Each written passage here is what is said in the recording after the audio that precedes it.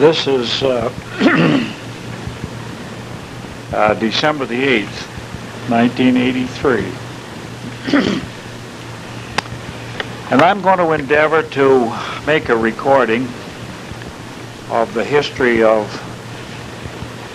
our family, and particularly of the facts concerning myself, where we were born, and from what parentage, how we grew up, things that we recall and can relate, how we happened to get into the aviation business and eventually move to Naples. This primarily for the purpose of those who are to follow us in coming generations and so forth will have some idea of what has taken place.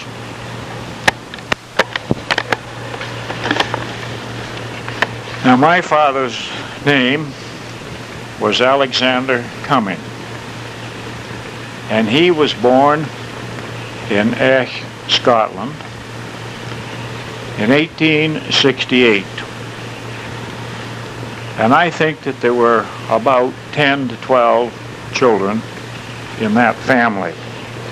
His father's name was Thomas Cumming. And they came to America in 1874, I should say to Canada, in 1874 to receive a grant from the British government, and we have called it the Scotch Colony. They come over and landed at St. John's, New Brunswick, and sailed up the St. John River to Andover and Perth, and went quite a few miles up into the woods, built their own cabins out of log, cleared the field, and so forth. Now later on, he left New Brunswick and went over to Canada, over to Sherbrooke, to live with one of his relatives. And there he met my mother, who was Maud Mary Jordan. And they met each other in church, because my mother always went to church, and so did my father, at those times at least, and became acquainted. And they got married in, 1891. My father was 23 years old. My mother was 20. She was born on June the 13th in 1871. My father was born on April the 17th in 1868. And of this union, there was 5 children born. William Cumming, Lily Cumming, Raymond, George, and myself, being the youngest. And I was born on July the 31st in 1911 at 28 Elm Street in Holton, Maine.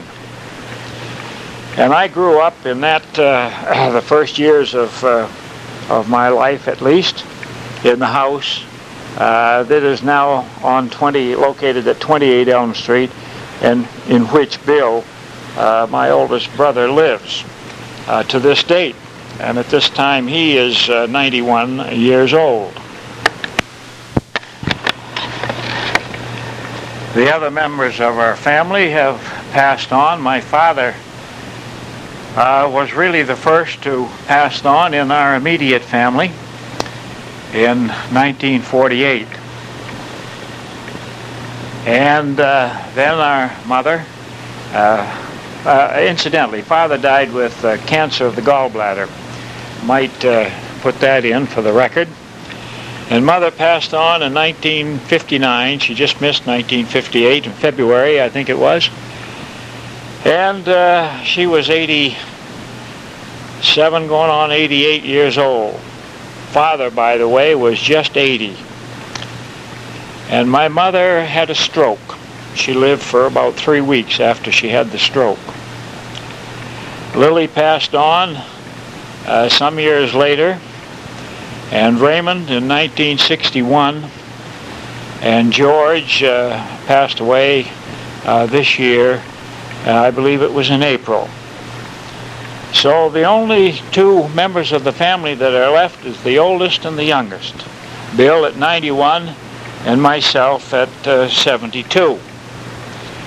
Now some of the things that I remember, just hurriedly going through them and so forth when I was growing up, we had a barn that was connected by a walkway from our house on 28 Elm Street, and in the barn, why, we had a horse, and the horse's name was Doll. It was a spirited horse, and some of these tales I've got from the others, of course. They used to go driving with her. They had a nice wagon and also a nice sleigh, and as they would turn around to come home after being out driving for an hour or two, they couldn't hold that horse. I guess she was hungry and wanted to get something to eat and so forth, and she would run pell-mell, almost race, and come around into the yard, and occasionally she has upset the wagons and the sleigh and dumped them out and so forth. But I was pretty young at that time, of course.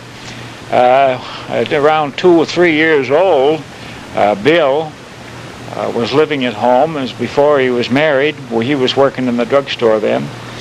But he took me on his arms and went into the stable. And he went in alongside of the horse so that we could kind of pat him and make of him and so forth. But the horse, when he got in there, the horse started to squeeze him toward the sides of the wall. And the horse pushed and pushed him up against the wall. And Bill had to duck down and crawl out from underneath the stomach, I guess, from underneath the horse anyway. With me with him and get out. So that's the kind of a horse it was. Well, we had the pigs in the barn. Also, used to keep a couple of pigs, and they were very well kept too. Nice and clean and white, just as clean as could be. And Father fed them potatoes, mashed potatoes that he cooked on the stove, and he fed them meal and so forth. And you know, a pig, if it's given the opportunity and the chance, and it's got a clean place to stay, with the straw for bedding, is a very, very clean animal. It's surprising. And of course he killed them later on and smoked the hams and smoked the bacon, and he made also cottage and hedge cheese. Now that's from the pig's head, of course with the vital parts removed and so forth, and then it's boiled, and it's kind of like a gelatin with a lot of pork and so forth in it. I used to like it with pepper and salt. It was very, very good. And we also had chickens. We had a chicken house just attached to the barn in the back side of the barn there, and a chicken yard and so forth. And well do I remember going out there and collecting the eggs and so forth and bringing them into the house. Now the chickens didn't lay too much during the winter time, and that's why in Easter we always look forward to Easter, because the hens begin to lay, and those were our first fresh eggs. And boy, I'm telling you, when you went downtown or talking with other folks, you always wanted to find out how many eggs they ate that day. Some would eat 6 and 7 and 8 eggs. They hadn't any fresh eggs all winter long. As a matter of fact, the eggs that we had were in water glass. They put them up in water glass when the hens were laying in good shape in the summer.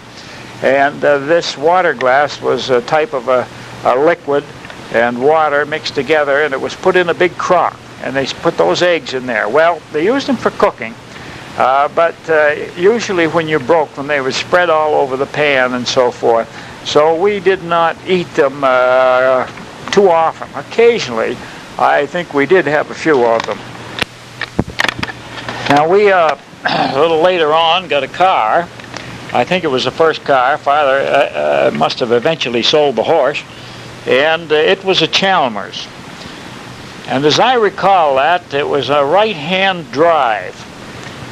And it had, in the wintertime, of course, the roads were not plowed, and they used to put it up on jacks. And it had a speedometer with a cable attached to it that went down to cogs on the front wheel. And I, as a young fellow, was, I say a young fellow, I couldn't have been much more than 4 or 5 years old, I guess. And I was out there one Sunday morning, I guess it was, and spinning the front wheel, well, with my fingers. And of course the car was up on jacks, and the wheel would spin quite freely. Well, by golly, my fingers slipped down and went between those cogs and come out. And I'm telling you, mister, I certainly did hoop and holler. I also had pneumonia 2 or 3 times when I was very young. And we didn't have the drugs, of course, that they had then, and the pneumonia had to run its course. And we were very, very sick at 2 or 3 different times there, as we recall. Along about this time, same time, 5, 6, 7, 8 years old, right in through there, Father, of course, was a very religious person. He was deacon of the First Baptist Church in Holton. And my mother also was very religious, in that they believed in Christ and in the Bible, and they kept the rules and regulations. We weren't able to have any cards at all in the house, and they thought that that wasn't quite right, nor did they have liquor, or did they believe in smoking. But anyway, my father had a big sort of a calendar. It was probably 3 feet high and about 1.5 feet wide. And on that calendar, so as to speak, was Bible pictures. And the pictures were pretty good size, run the full length of this calendar, 3 feet long. And each one of those pictures depicted a story and a chapter or a verse of the Bible, or something that was very meaningful, such as Moses getting the 10 Commandments. And also Joseph being sold by his brothers and taken down into Egypt before the famine come in, and things of that nature. And he used to turn those over each night and point them out to me and tell stories about them and so forth. So I sort of became entrenched in those stories, and they stick with me today. Some of them I cannot call offhand until I glance through the Bible, and then it's just as clear as the noonday sun. We also used to take long walks in the woods on Sunday. I used to do that with my father, and that is during the summertime, not in the winter, and enjoyed it immensely. A lot of birds there. The woods was full of squirrels. We didn't live too far from it, and we lived almost at the end of the street before we come to the woods which we called at that time Tenney's Woods. And it was very memorable doing that sort of a thing. We had a great big pine tree up there that must have been 100 feet high, and of course we used to like to climb that and so forth. And later on, George, my brother, took and built a seat up on top of that and put a flag up on top of the pine tree. And we would climb that time tree and sit on that seat, and you could look all over the town.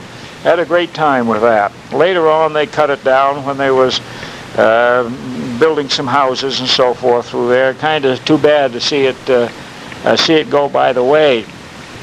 But we had a lot of friends there, and boys to play with, and girls too, and used to enjoy it. We played all the games of hide and go seek and tappy on the back, as we called it, and then we made automobiles, and of course racing cars were just beginning to come in good shape, and occasionally they'd have some of them come up to the park and race around the park there. Wild Bill Endicott was one of them that I recall, and golly, we fellows went up there and watched those boys go around there. We thought that was great. And then of course we'd come home and try to duplicate that by making little giggies, with 4 wheels and being able to steer it. Of course, we had to use a rope to steer it with, etc. Oh, it was pretty good.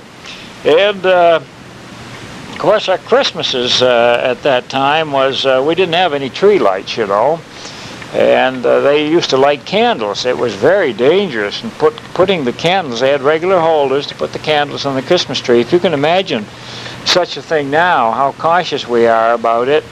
And at that time, there was candles on the tree. We didn't have candles on our tree. As a matter of fact, we didn't have a Christmas tree. We always hung our stockings. And that is, we didn't have a Christmas tree until a little bit later. I would say until I was probably 8 years old or 9 years old, somewhere in there.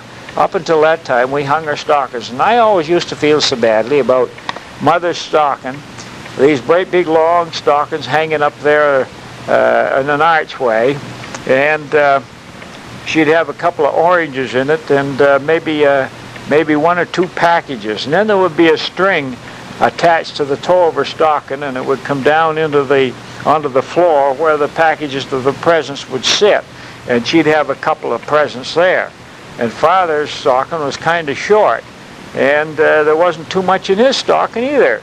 But mine, my golly, mine was always full there. Of course, all the other children had left home, because there was 12 years between George and I. I was really an afterthought, you see. And I really, as an only child at that time, you might say, because the other boys had just about left home. Well, George hadn't really. He was still there. And Raymond was there too at times. Yeah, I guess maybe they hadn't left. George didn't get married till when? 21, I think. And Raymond must have got married around 17 or 1917. I guess, during the First World War, somewhere along in there. So I would have been 6 or 7 years old when that took place, and when George got married, I was about 10, you see. But that was about the way the Christmases were, and we never got too awful much. I guess we got a sled once and so forth, but it was always enjoyable. And Bill, of course, he played Santa Claus with me. They had a big old black fur coat there, and they had a mask and a lot of white whiskers and one thing or other. And the first father said, would come home once, and he says, I think Santa Claus is coming. I see him down the street. He's going into Campbell's house. Now, Campbell's was a few kids there that we used to play with and everything else. And he said, I wouldn't be surprised. He'd be here soon. Well, it wasn't long after that, and I heard this ungodly thump and banging on the stairs out there and stamping on the door. And this great big huge thing come in through the kitchen door with a big black coat on and whiskers hanging down and that red mask face there, and boy, and a hat on, you know, with white hair hanging down underneath of it. Well, I'm telling you, I was so taken back I could hardly speak. I backed up clear across the kitchen, I think.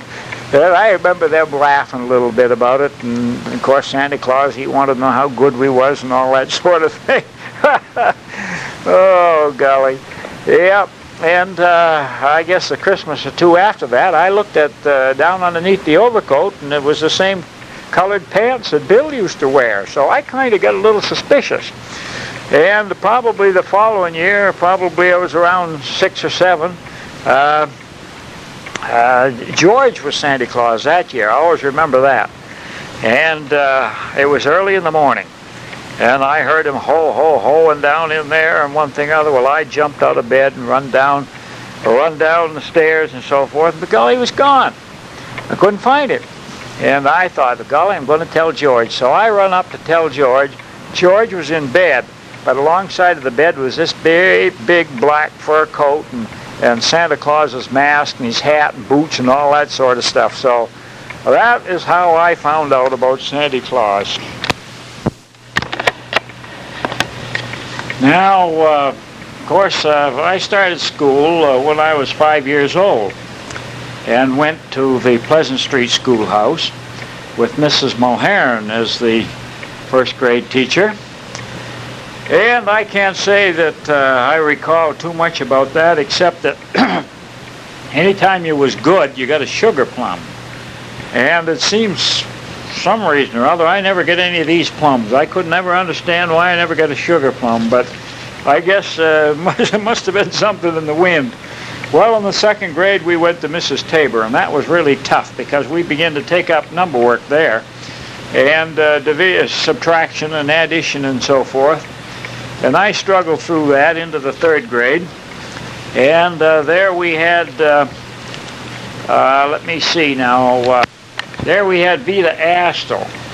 Well, Ransford Shaw and I used to chum around a little bit together, and we found a mouse, and we put that mouse in our teacher's desk. The mouse was dead, by the way, and right there where her pencils are and all that sort of thing, and closed the drawer all up. And Jiminy Christmas, she found that in there, and she didn't like that too well. So we had to stay after school for a little while. And I always remember that we had some problems after that. Then we went into the 4th grade, and things didn't go too well there. It seemed to me that I spent most of my time looking out the window or something of that nature. Anyway, I didn't keep up quite with the class. And they suggested that I should stay back another year. And I was a little bit disappointed, but 2 or 3 other of the boys that I used to play with and so forth kind of stayed back too. So that wasn't quite so bad. So I spent 2 years in the 4th grade. And on the 5th grade, we went down to the Central Building. And that was down in the square. Of course, we used to go to school then. The school opened up at 8:30, and it got out at 11:45, and went back in at, I think it was 1:15. We had an hour and a half for dinner, and everybody used to walk home and have the dinner and then walk back to school, except on snowy, bad days, and then you could take your own lunch, and my mother always used to put up scrambled egg sandwiches and a cookie in there and a little glass of milk, I guess, a bottle of milk or something of that nature, and we took that to school. Always tasted pretty good, anyway, to me. And then we didn't walk home when it was snowy, very snowy now. And I don't mean 2 or 3 inches. I mean when it was coming down at the rate of 1 inch or 2 an hour, something of that nature, because they very seldom canceled the school. Occasionally they did. But we went on to the 5th grade. In the 6th, we moved up to Fair Street school. They changed things around, and that was quite a distance. I had to go down Elm Street and across Pleasant and across Main Street and over onto Kellern Street and up High Street, and it was quite a little walk. But we enjoyed it. I enjoyed it anyway, and it was fine. Then on the 7th grade, we went down to the Central Building again, what was called then junior high. They just started the junior high then. So we was in the 7th grade and the 8th grade also. But I had sickness there in the 8th grade at one time, and it was a swollen gland, they told me, in the down in the chest area, and that kind of swelled up and cut off my wind and so forth, and I got upset about it, and the doctor took me to the hospital for 1 day, put me in overnight, and I didn't like that a bit. I got my clothes and left the next day. But anyway, they scheduled me for x-ray treatments. I used to be underneath that x-ray machine. Well, I would think it would have been 5 or 10 minutes, I don't know. And the purpose of it was to shrink this gland that was swelling up. And you know, today, when I have an x-ray picture, a good many times they think that I got a spot on my lung, but it's a scar from that, I always attribute it, at least a scar from the treatment that I got from those x-rays back in that era. Now I got to digress. I got to go back and forth here to kind of keep things up, so I hope you can kind of travel along with me a little bit.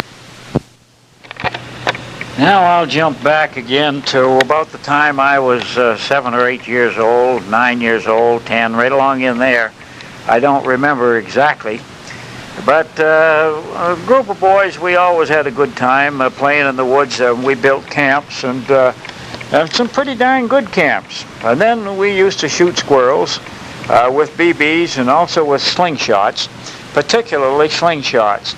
And we got very clever with those things, and the marksmanship was excellent. And during the summertime, of course, Mother went down to visit her father and mother, my grandfather and grandmother Jordan, who at that time lived in Sherman, or Golden Ridge we called it, but it was in the town of Sherman, and that was a lonely, desolate place. And my Aunt Lizzie and Uncle Arthur, that is my mother's brother, Uncle Arthur Jordan, lived about 3/4 of a mile from where we would stay at my grandfather's place. Of course, my grandfather was a great hunter, and he was a great trapper too. He made his own fox bait out of fish that he put in a bottle and hung it in the sun until it became oil, and mixed other ingredients with it, and he'd bait his traps with that, and he'd get some awfully nice furs, and he would sell those furs. He was retired at that time, And my grandmother, of course, only had one leg. And if you've listened to the recording of my mother, why, that's all in detail, how that was cut off and so forth at that time.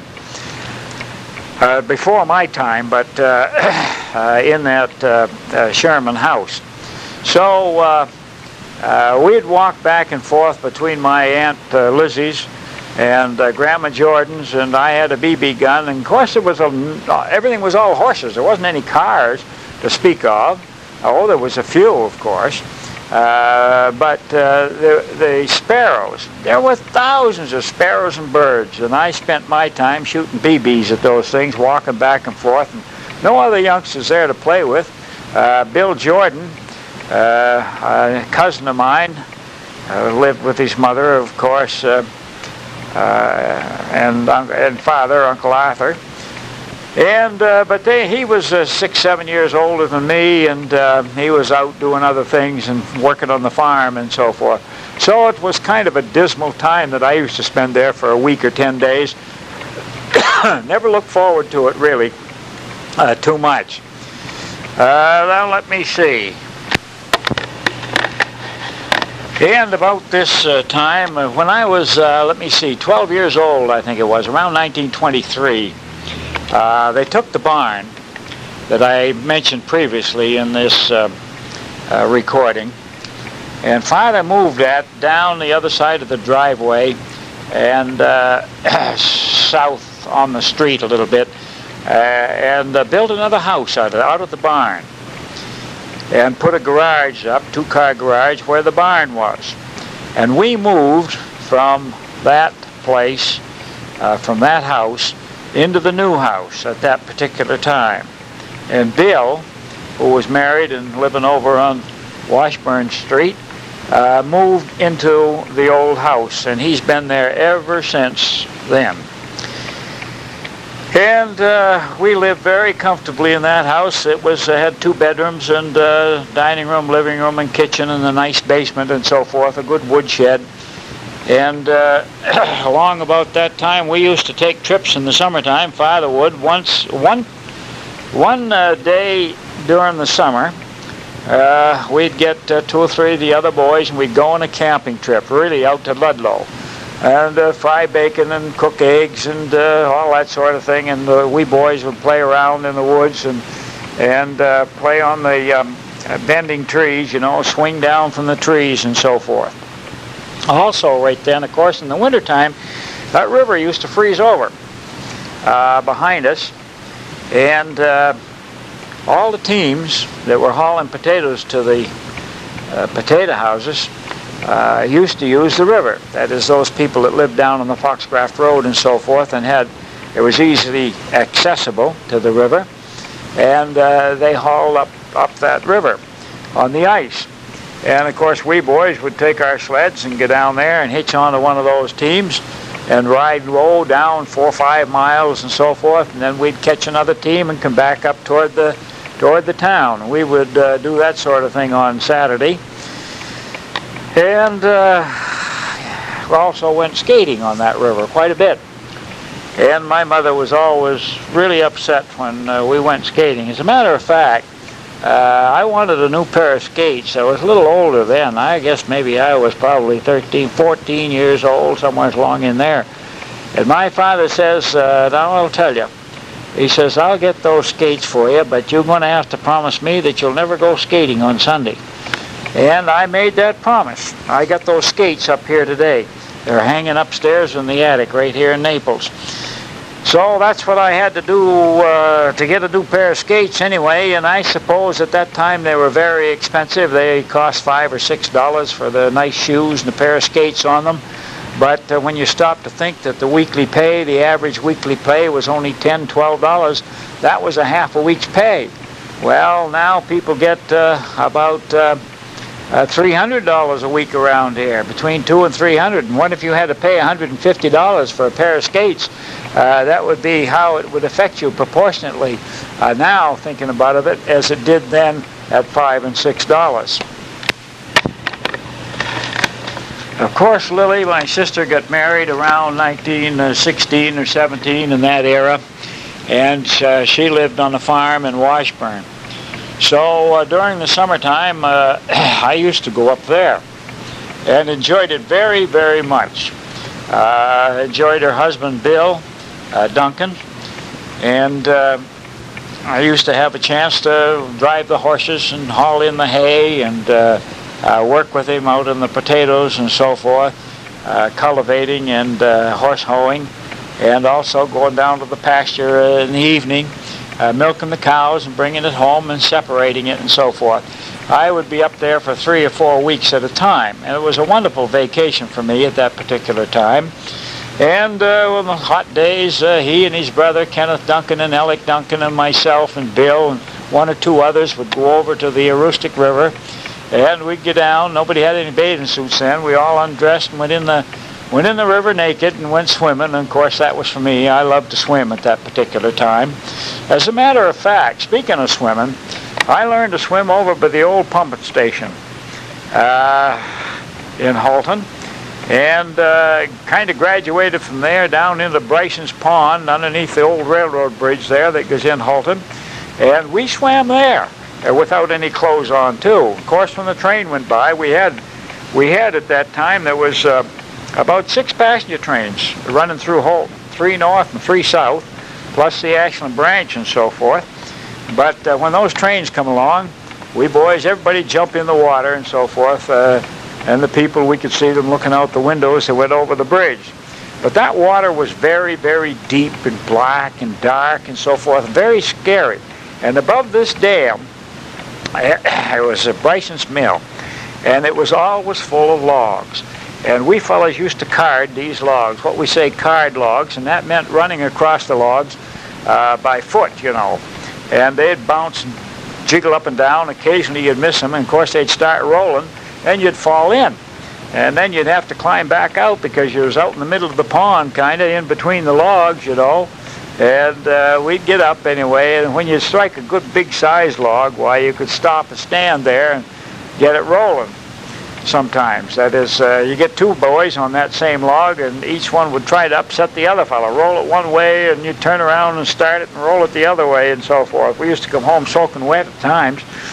And, of course, everybody was worried about, you know, drowning and that sort of thing. But we had 2 mills, in my time anyway, 2 wood mills there, lumber mills. There was Sharp's Mill and this Bryson's Mill that I speak of. And they used to drive the logs down the river, down B Stream in the spring when the water was high, and pull them out in that pond and so forth, and keep them there in the summertime so that they could have enough to saw. And also when these logs come down, there was a lot of cedar poles. My father and some of his men used to go over there at the pumping station, and they'd take a big pike pole, and every time a cedar pole come along, they would spear it and haul it up onto the ground, and that was what they used for the telephone poles, to put up the wires for the electric wires on and so forth. How long about this time, my father had sold the old Chalmers car, and he bought an Oakland, what we call an Oakland. It was an open touring car. And really it was the forerunner of the Pontiac. And it had side curtains. That is, if it rained, you put the top up, and then you hitched the side curtains onto the side of the top and buttoned them on with snaps onto the side of the car, and you could be enclosed and drive along in the rain quite comfortably. There was quite a few leaks and so forth. But that old car, 28 miles an hour was about as fast as it would go. And it was a high-speeded engine, and I don't know what was the matter with it, but it used to burn out bearings every once in a while. And it would take us, on a Sunday, we might drive up to see Lily in Washburn, and that's 63 miles up there. And it would take us exactly 3 hours to get up there. And we'd start early Sunday morning with a lunch now, mind you. And, well, of course, we didn't eat that until we get up to Lily's. But we'd start there in that morning, and we'd go up there to Lily's, and then we'd have that lunch with her, of course, and what she provided for the table. and visit with her and then drive back. And it was always quite an exciting time because the hills were steep and they were rough, and there was all gravel roads, you know, no tar, lots of bumps and so forth, and occasionally you'd have a flat tire. And when you had a flat tire then, you had to stop and jack the car up and take the tire off. We did have some spares, but usually you had a pump and patching equipment, and you took the tire off and took the tire off from the rim, patched the tube, pumped it up by hand, and put it back on again. And we had a few experiences like that. And occasionally you'd come to a good-sized hill, such as they had in Monticello, and the old car, she just about made it over to the top, even in low gear. My mother used to be very, very frightened because she was afraid it was going to roll back. Well, a little later on, I backed that car out to the garage. I got used to it in the driveway, you know, and back and forth and one thing or other, and then I took a little spin with it one day. And didn't have a license, of course. I was 15 years old then, and I used to take my mother down to church and go get her and so forth. And one day I had her and Mrs. Bryson. Now, she was the lady of the man who run the mill, Bryson's Mill. And they were going down to church, and I was going across Main Street. Didn't see a car coming, and somebody come up there, and by golly, we met right in the middle of an intersection between Main Street and Kelvin Street, I guess it is, a little street that runs across there anyway. And boy, that scared me to death. It was banged up, and so was the other car too. I run downtown into the office there, water company where Father was working, and told him about it, and he'd come up. And at that time, Frank Hogan was there. He was the town's policeman, and I was scared to death. But Father had to pay for the fixing up of this other fellow's car and buy a tire and a wheel and so forth. It probably cost him $30, $40, which was, well, a couple of weeks' pay, you know, or maybe a week's pay at that time. I just don't know just what he was earning at that time. I think about $1,800 a year. And, well, I had to get my license after that. Of course, there was no test. You just had to make out the blank and send it into Augusta, and they sent your license. So I did get my license then, and continued to drive a little long after that, but always with the permission, you know, of the folks, except in rare occasions. I had previously mentioned about being down in the Central Building, going to junior high school on the 7th grade and get into the 8th grade. Well, I said, as I mentioned, that I was sick in the 8th grade quite a little. And George at that time was, he and Fern, he married Fern Briggs, incidentally. He was teaching in high school down in Bar Harbor. And it was along in the first part of the winter, in December, so on, and somewhere along in there. And they let me get down and live with him for about 2 or 3 weeks, which I did. Of course, when I come back after 1st of January and so forth, I hated to go back to school, but we did. And we was behind again, never quite caught up. So it was felt advisable that we should stay another year in the 8th grade. So that makes 2 years in the 4th grade and 2 years in the 8th. And as a matter of fact, I'm well pleased that this did take place, because a person wasn't quite matured at that time to handle everything that was going on, and another couple of years made quite a difference. So that last year in the 8th grade, before I went into high school, was very successful, very good. I got interested a little bit in math, and particularly in science. We had a teacher by the name of Mrs. Hoodlet. Kind of had a slight interruption there. And if you ever listened to this, that was you calling up and wondering whether we were coming down for our checkup with Dr. Dowd at the Leahy Clinic for December the 12th of this year.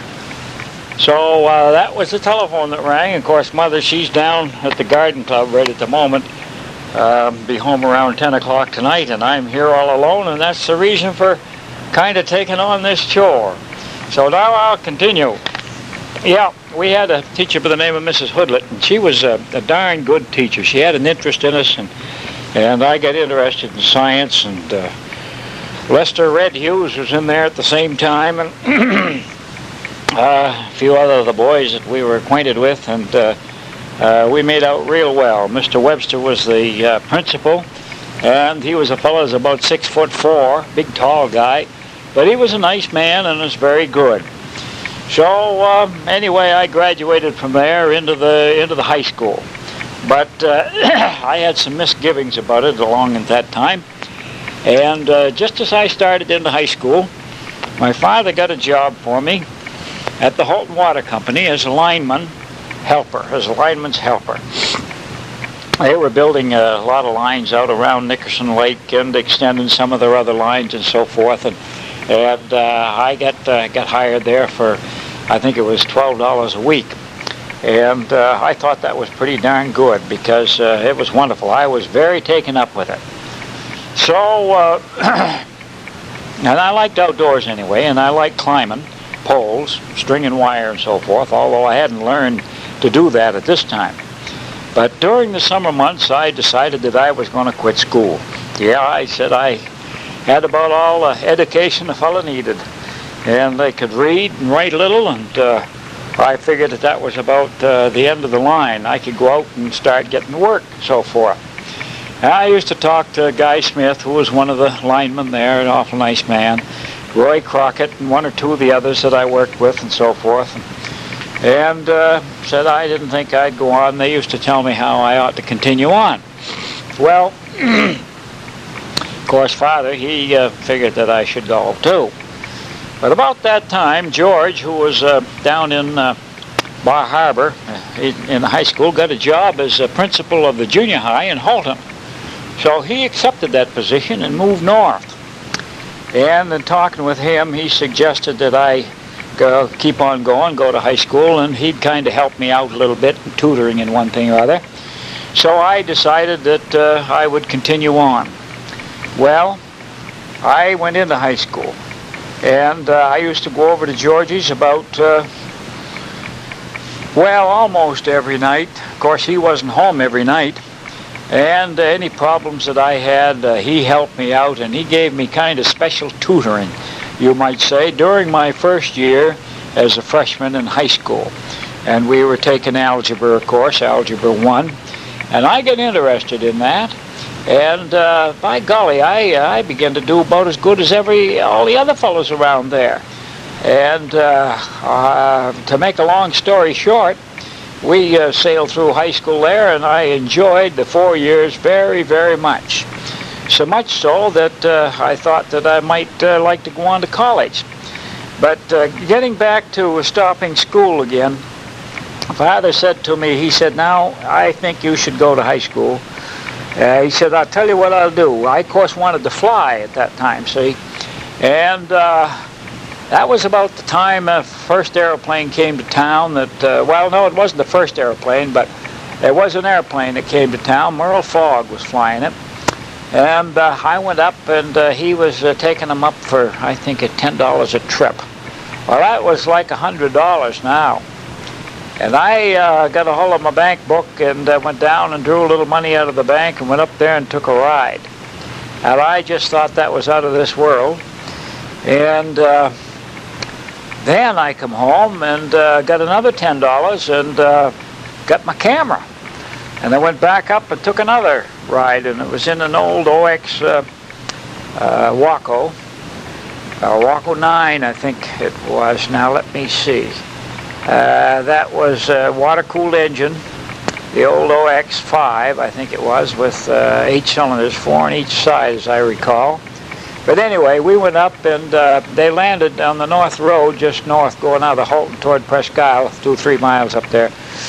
Well, it wasn't that far, I guess, on Putnam's farm. And I took some darn good pictures of the town, the square and one thing or other, and they were published in the paper, and they later made postcards to sell out of those. That was of course, that was my first bite at flying. And I lived and breathed that from then on. I cut all the pictures there was in the paper, the magazines and one thing are out, pasted them on the wall, and I wanted to fly. And